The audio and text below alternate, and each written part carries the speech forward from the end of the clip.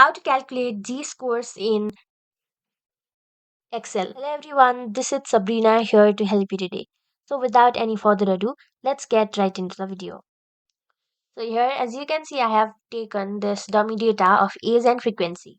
Now in order to calculate z value or z value of these, what you will have to do is first select all these data. Now go to insert. After that, go to function.